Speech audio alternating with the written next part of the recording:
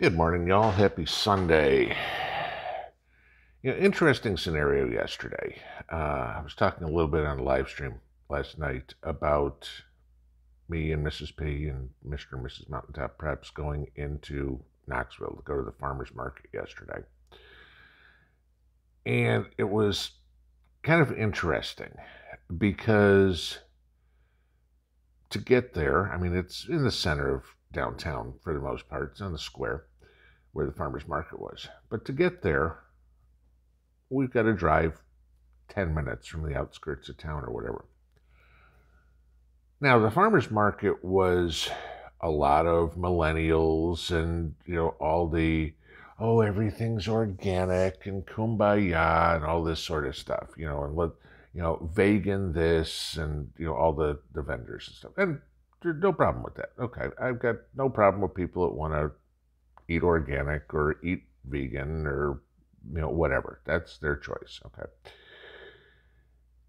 But the interesting part was to get there, we had to drive right through a homeless encampment.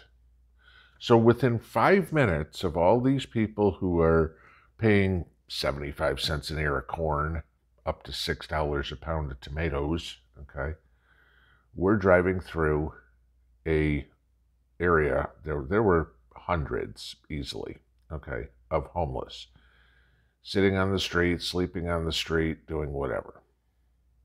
Get it? Okay. That's the future. And that's the future nobody wants to admit. You look at what's going on right now in the country, and America is dying. California, the epitome of what half the country wants us to be, has 20% of the homeless in the country. Now, people will say, well, gee, the homeless go there or whatever because, the weather's nice. You know what? The weather's nice in Florida. The weather's nice in Texas. The weather's nice in Mississippi, Alabama, Georgia, Louisiana, Tennessee, Arizona, New Mexico, Las Vegas, yada, yada. There's homeless there too. Don't get me wrong. But 20% of the homeless in the United States lives in one state. Okay. And this is supposed to be the shining city on the hill. Right. Okay. Why? What's going on? Well, let's talk about this. We have a massive epidemic, I don't care how you slice it, of illegal drug use in this country.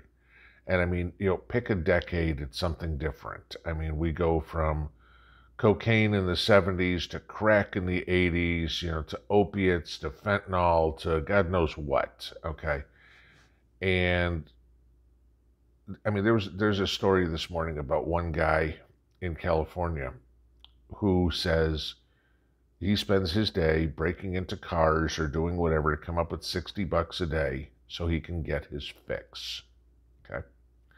Now, if you think about it, $60 a day, that's a part-time job at $15 an hour. Okay? But no, breaking into cars is easier. That's what he'd rather do. What does California do about it? Nothing.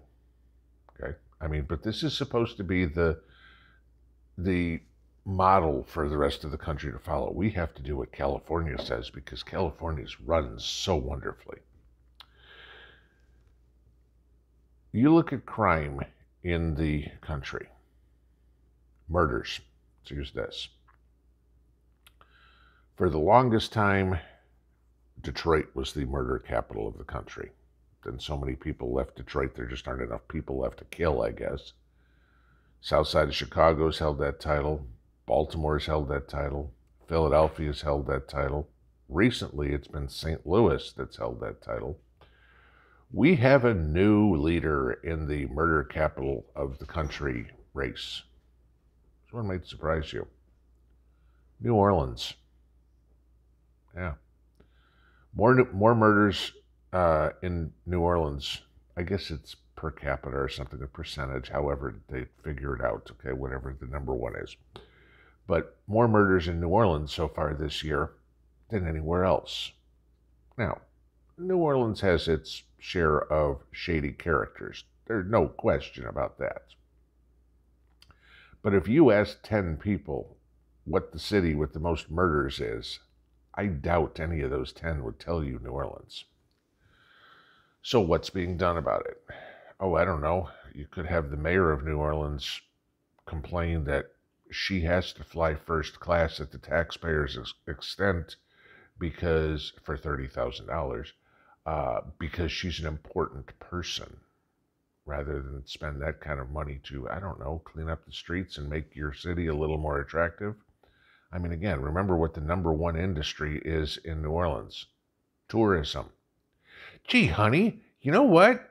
Let's go on vacation. I want to go see where all the murders happen.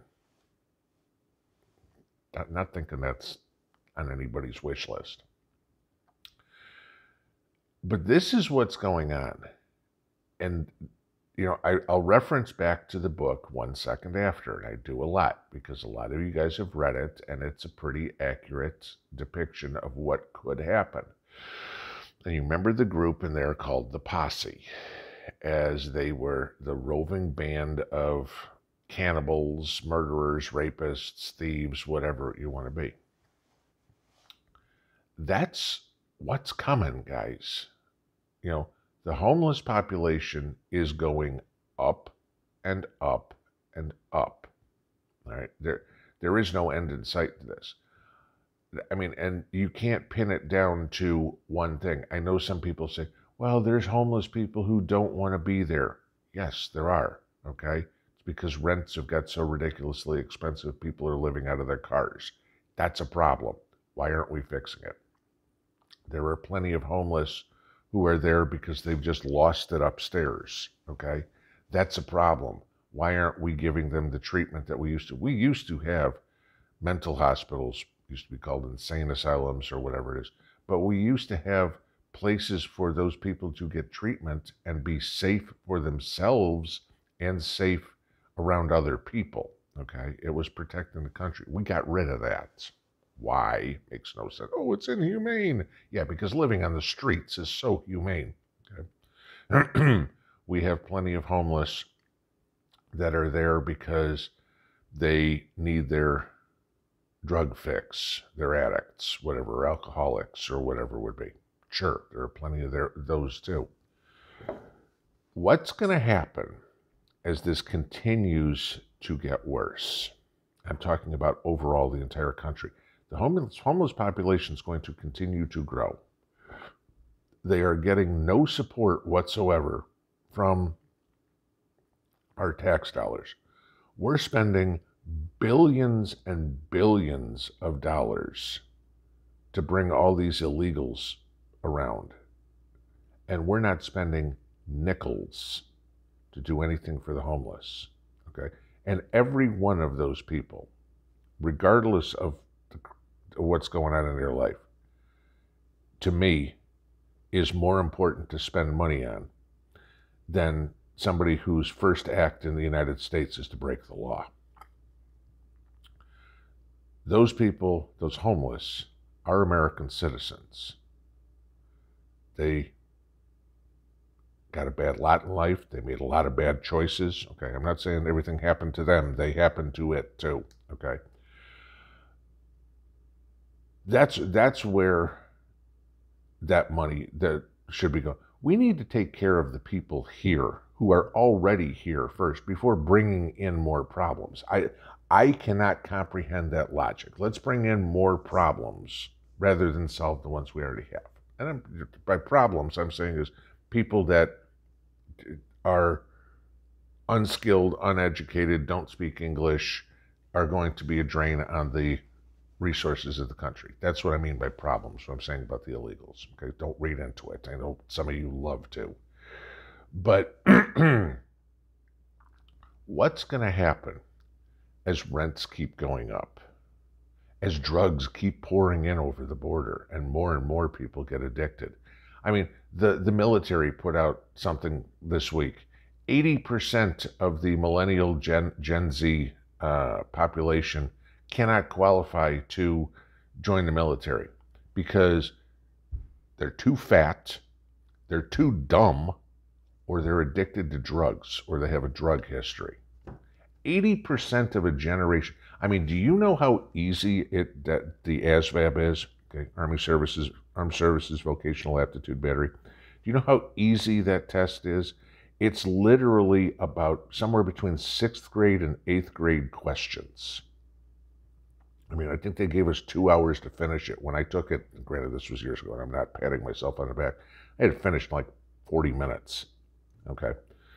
I mean, it is not difficult. But we can't get people to pass. The obesity one, give a drill sergeant some time with them. They'll solve that problem. But the drugs, why are people doing this? I can never in my life wrap my head around why somebody wants to put chemicals in their body that will temporarily, if not permanently, alter their thinking. I mean, there's nobody that can tell me being high is a better state than being sober. Okay. And yes, I will drink those. Okay. And yes, I've had plenty of days where I've drank too many of those. Right? But it's not an addiction. Okay. It's not like, oh my God, I've got to have the next one or whatever it is. I've got to go break into cars so I can do something. What happens when all these people start hitting the streets?